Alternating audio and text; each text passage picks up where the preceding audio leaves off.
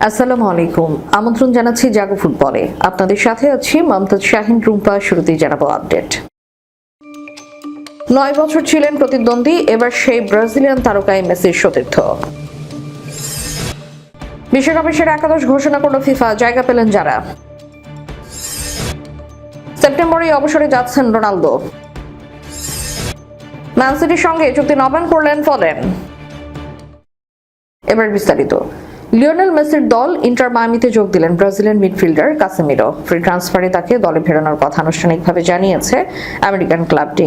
এর মাধ্যমে মেসির সঙ্গে একই দলে খেলবেন কাসেমিরো। রিয়াল মাদ্রিদ ও বার্সেলোনার মধ্যকার একাধিক ক্লাসিকোয় যার মুখোমুখি হয়েছিলেন তিনি। বুধবার এক অফিসিয়াল বিবৃতিতে নিশ্চিত হওয়া এই চুক্তির মাধ্যমে 2027 মৌসুম পর্যন্ত ক্লাবটির সঙ্গে যুক্ত থাকবেন।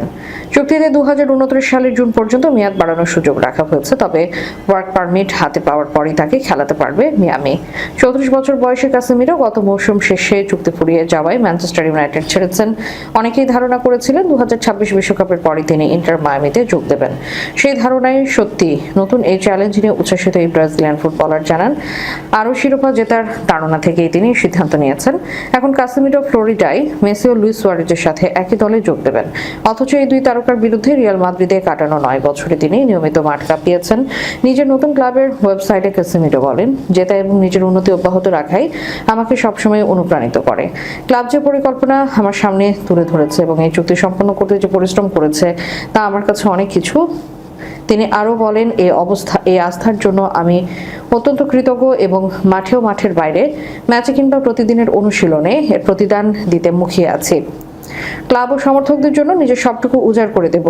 সাবেক রিয়াল মাদ্রিদ ও ম্যানচেস্টার ইউনাইটেড খেলোয়াড়কে স্বাগত জানিয়েছে ক্লাবের সহ শতাধিকারী ডেভিড বেকহ্যাম। নিজের প্রজন্মের অন্যতম সফল একজন খেলোয়াড়কে দলে টানতে পেরে উচ্ছ্বাস প্রকাশ করেছেন। বেকহ্যাম বলেন, কাসেমিরো এবং তার পরিবার ইন্টার মায়ামিতে যোগ দিচ্ছে জেনে আমি দারুণ খুশি। একজন খেলোয়াড় এবং মানুষ হিসেবে আমি সবসময় তাকে প্রশংসা করে এসেছি। সে জয়ে অভ্যস্ত একজন চ্যাম্পিয়ন। রিয়াল মাদ্রিদ এবং ম্যানচেস্টার ইউনাইটেডে দুর্দান্ত ক্যারিয়ারের পর তার নতুন গন্তব্য হিসেবে মিয়ামি বেছে নেওয়াতে আমি আনন্দিত।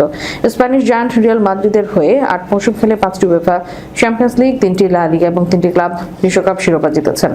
2022 সালে ম্যানচেস্টার ইউনাইটেডে পাড়ি জমান তিনি। সেখানে জিতেছেন এফএ কাপ এবং ইংলিশ লিগ কাপ শিরোপা।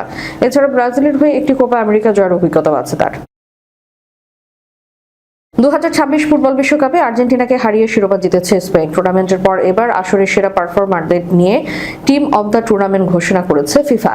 বিশ্ব চ্যাম্পিয়ন স্পেনের 3 ফুটবলার জায়গা পেয়েছেন এই একাদশে। যুক্তরাষ্ট্র, মেক্সিকো ও কানাডায় অনুষ্ঠিত এবারের বিশ্বকাপ জুড়ে আলো ছড়ানো 7টি ভিন্ন দেশের খেলোয়াড়দের নিয়ে সাজানো হয়েছে ফিফার এই সেরা দল, যা করা হয়েছে 4-3-3 ফরমেশনে। শিরোপা জয়ী স্পেনের হয়ে একাদশে জায়গা পেয়েছেন 2 ডিফেন্ডার মার্কো কুরিয়া এবং পেদ্রো পেরো। তাদের সঙ্গে মাঠে আছেন দলের অন্যতম ভরসা রুদ্রি, যিনি পুরো টুর্নামেন্টে স্পেনের সাফল্যে গুরুত্বপূর্ণ ভূমিকা রেখেছেন এবং জিতেছেন টুর্নামেন্ট সেরার পুরস্কার। রানার্স আপ আর্জেন্টিনার প্রতিনিধিত্ব করেছেন 2 ফুটবলার। আক্রমণ ভাগে জায়গা পেয়েছেন অধিনায়ক লিওনেল মেসি, যিনি আরেকটি বিশ্বকাপে নিজের অসাধারণ ধারাবাহিকতার প্রমাণ দিয়েছেন। রক্ষণ ভাগে আছেন লিসান্দ্রো মার্টিনেজ। সেমিফাইনাল পর্যন্ত দারুণ ফুটবল খেলা ফ্রান্সের 3 খেলোয়াড়ও জায়গা পেয়েছেন সেরা একাদশে। কিলিয়ান এমবাপ্পে ও মাইকেল ওলিসেকে রাখা হয়েছে আক্রমণ ভাগ, আর ডিফেন্সে আছেন উপামেকানো। ইংল্যান্ডের হয়ে মাঝমাঠে জায়গা পেয়েছেন জুড বেলিংহ্যাম। পুরো টুর্নামেন্টে ধারাবাহিক পারফরমেন্সের পুরস্কার হিসেবে তাকে বেছে নিয়েছে ফিফা। মিডফিল্ডার হয়েও এক আসরে 7টি গোল করে রেকর্ড করেছেন তিনি।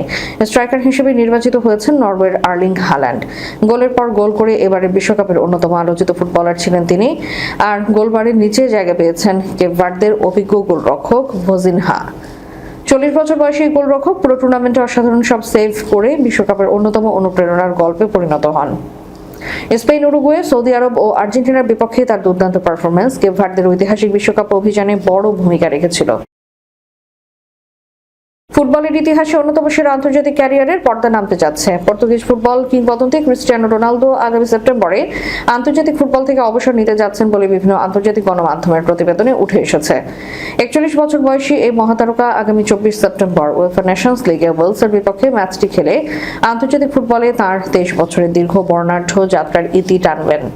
উপসাগরীয় অঞ্চলের সংবাদ মাধ্যম গালফ নিউজ এবং সামাজিক যোগাযোগ মাধ্যমের একাধিক তথ্যসূত্রে জানা গেছে এই পর্তুগিজ এজেন্টের কাছ থেকে এ খবর। জর্ডানের সাংবাদিক মোহাম্মদ আওয়াদ সামাজিক যোগাযোগ মাধ্যমে এক্সে লেখেন, এক পর্তুগিজ এজেন্টের সাথে আমার কথা হয়েছিল। তিনি আমাকে নিশ্চিত করেছেন যে ওয়েলসের বিপক্ষের ম্যাচটি খেলে কেবল একটি বিশেষ ম্যাচ খেলে আন্তর্জাতিক ফুটবল থেকে চিরতরে বিদায় নেবেন তিনি। লিসবনের হোসে আলভালাদে স্টেডিয়ামে নেশনস লিগের এই ম্যাচটি হতে যাচ্ছে তার শেষ ম্যাচ।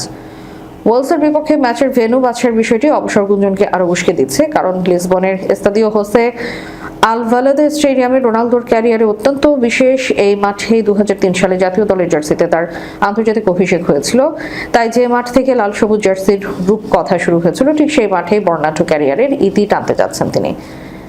আন্তর্জাতিক ফুটবলের ইতিহাসে সর্বকালের সেরা গোলদাতা হিসেবে নিজেকে বহু আগে প্রতিষ্ঠিত করেছেন। 2003 সালে অভিষেকের পর থেকে জাতীয় দলের হয়ে রেকর্ড 233 ম্যাচ করেছেন, অবশেষ 146টি গোল এবং সতীর্থদের দিয়ে করিয়েছেন 46টি গোল।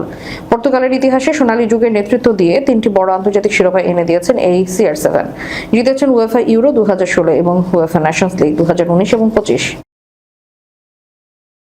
কঠিন সময় কাটিয়ে আবারও ম্যানচেস্টার সিটিতে দীর্ঘমেয়াদী ভবিষ্যৎ নিশ্চিত করলেন প্রিমিয়ার লিগ তারকা ফিল ফোডেন। বুধবার ক্লাবটির সাথে নতুন 4 বছরের চুক্তি স্বাক্ষর করেছেন 26 বছর বয়সী এই ইংলিশ ফরওয়ার্ড, যেখানে চুক্তি আরও 1 বছর বাড়ানোর সুযোগ রাখা হয়েছে। নতুন কোচ এনজো মারেস্কার দায়িত্ব গ্রহণের পর ফোডেনের এই নতুন চুক্তি সিটির ডাগআউটে বড় ধরনের ইতিবাচক বার্তা দিল।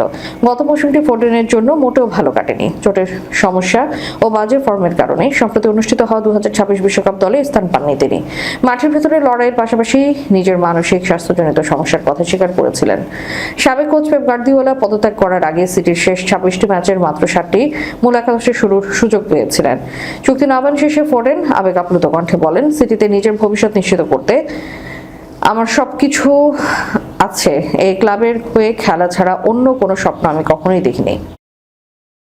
যেভাবেই হোক গার্দিওলাকে কোচ বানাতে চাই ইতালি।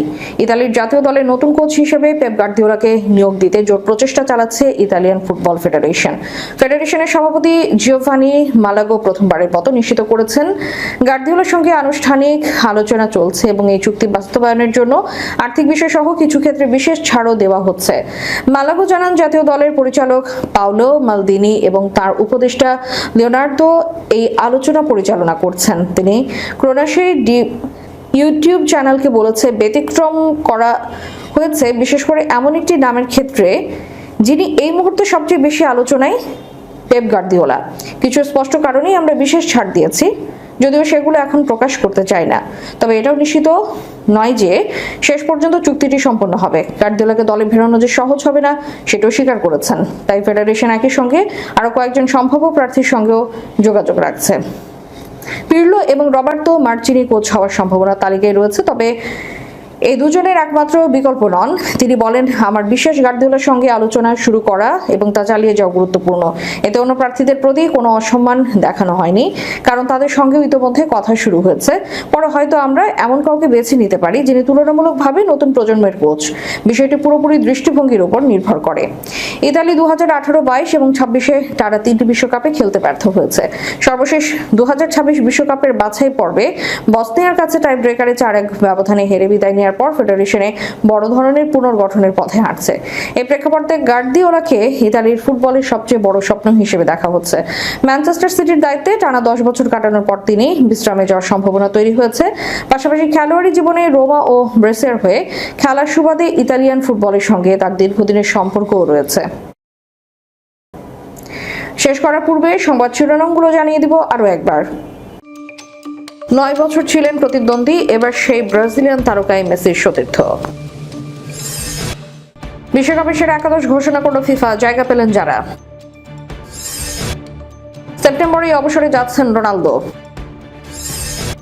ম্যান সিটির সঙ্গে চুক্তি নবায়ন করলেন ফোডেন। এতক্ষণ আমাদের সাথে থাকার জন্য ধন্যবাদ। আল্লাহ হাফেজ।